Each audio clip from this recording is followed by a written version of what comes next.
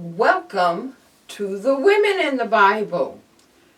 Today we're going to talk about Dorcas, who's also called Tabitha.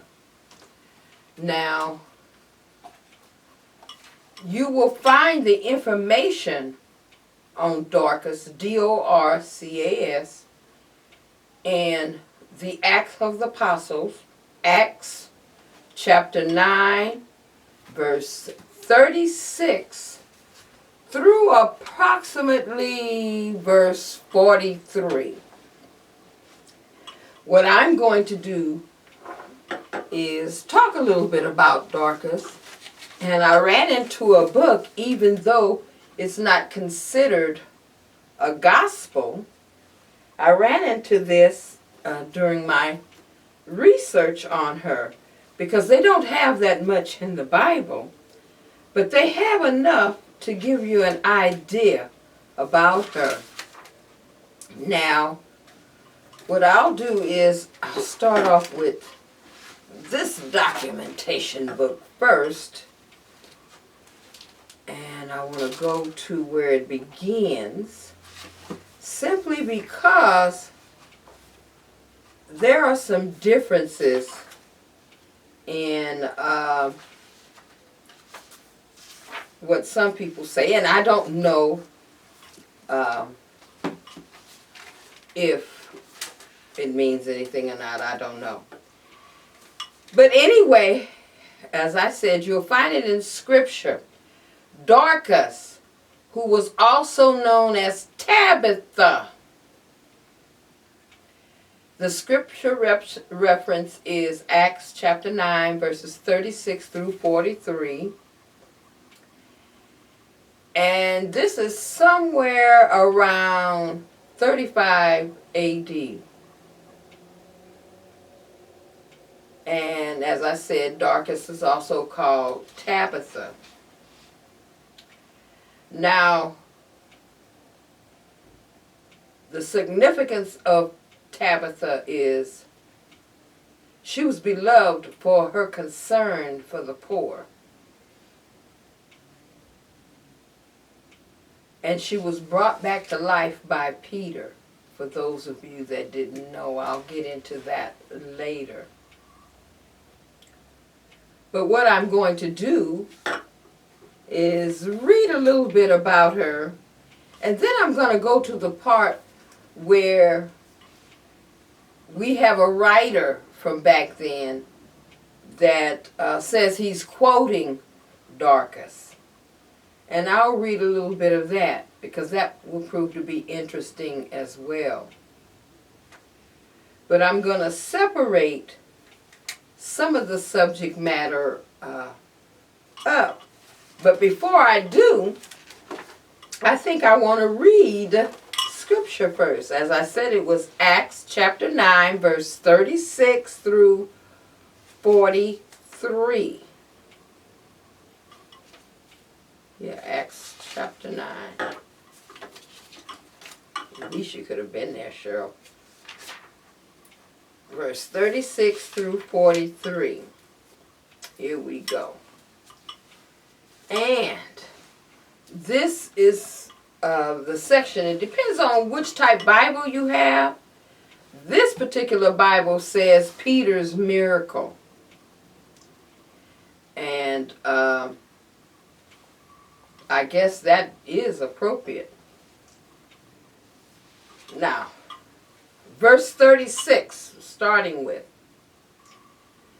Now there was at Joppa, Joppa, and the reason why I'm spelling that is because you will find that spelled more than one way, and I'll let you know when I'm dealing with readings that spell it differently.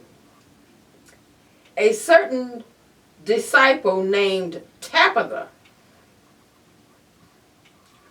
which by interpretation is called Dorcas. This woman was full of good works and alms deeds, which she did. And it came to pass in those days that she was sick and died, whom when they had washed, they laid her in an upper chamber. And far as much as Lydda, Lydda, was nigh to Joppa, and the disciples had heard that Peter was there, they sent unto him 2 men, desiring him that he would not delay to come to them. Then Peter arose and went with them. When he was come, they brought him into the upper chamber, and all the widows stood by him weeping, and shewing their coats and garments which Dorcas made, while she was with them. But Peter put them all forth, and kneeled down, and prayed, and turned him into the body, saying, Tabitha, arise! And she opened her eyes, and when she saw Peter, she sat up. And he gave her his hand, and lifted her up, and when he had called the saints and widows, presented her alive.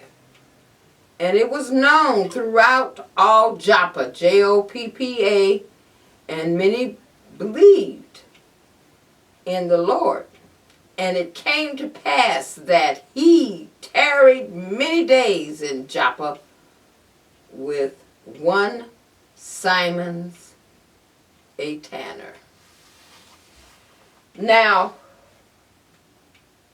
read the Acts of the Apostles, chapter 9, verses 36 through 43.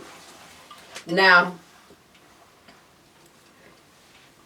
even though there were a few verses written in the Bible, there were other people that wrote about her and wrote what she said about things. I'm going to be getting to that shortly, but I want to read a few things before I read some of the stuff that she said. This writer, Women of the Bible, I'm reading this out of one of the books I told you about. Dorcas was dearly loved in her church. She wasn't famous as a prophetess, neither was she a preacher. Instead, she was a woman full of good works and charitable deeds. The people loved Dorcas because she cared for others and demonstrated her caring in practical ways. When she became sick, her fellow believers were deeply concerned and sent for Peter, who was then in Joppa. When Peter arrived, he found that Dorcas had died.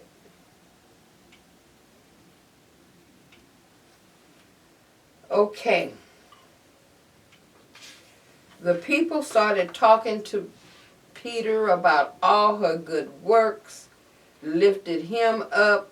The Bible doesn't really explain it that way. Lifted Peter up to the point to where it made him go down to his knees and pray for her and ask for her to be to rise. And it was such a powerful prayer that it occurred. Now, Dorcas had a husband and things of that nature, but she didn't have any kids. when we were introduced to Dorcas, she was a woman who had just lost her husband. And they didn't let us know anything about how long it was before the time her, that they're talking about now in Peter, before the time that her husband died. See, it's very difficult to tell time when it comes to the Bible for real, because it may be 10, 20, 30 years between verses. So in reading the Bible, don't think that each verse occurred one after each other, because it didn't. There may be 100 years between verses. Who knows? Those people were living to be hundreds of years old. Okay, Dorcas distributed clothes, food, whatever to the poor. She concentrated on the poor. That's what Dorcas did. Even though she didn't have much herself. She didn't care to have much herself, really. And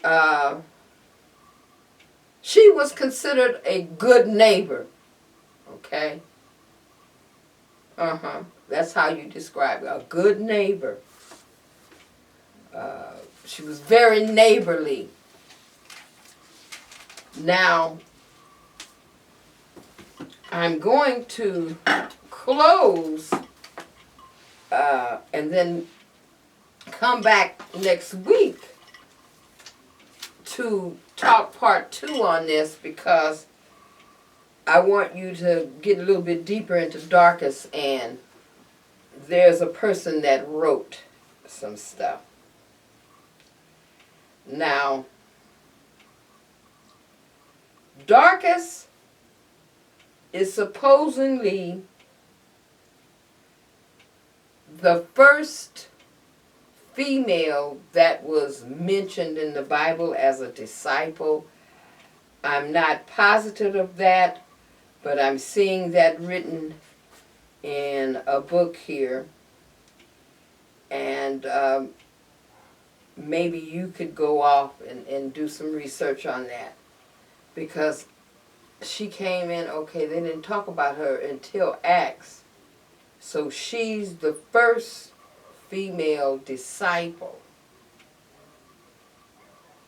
I haven't done enough research to really document that. She is among them, though. But I'll be back to talk more about Dorcas, or Tabitha is what she's known also for, which means, what is it, Giselle. Gazelle. Okay? We'll talk a little bit more about her, because, see, she's become a little bit more interesting to me as I've done some more research. I thought I'd be able to start Elizabeth today, so you guys go and do your research on Elizabeth, the mother of John the Baptist, because she's the next person that I'll be covering after I finish Dorcas, or Tabitha. Knowing is not enough, we must apply. Willing is not enough, we must do. Until we meet again, I love you.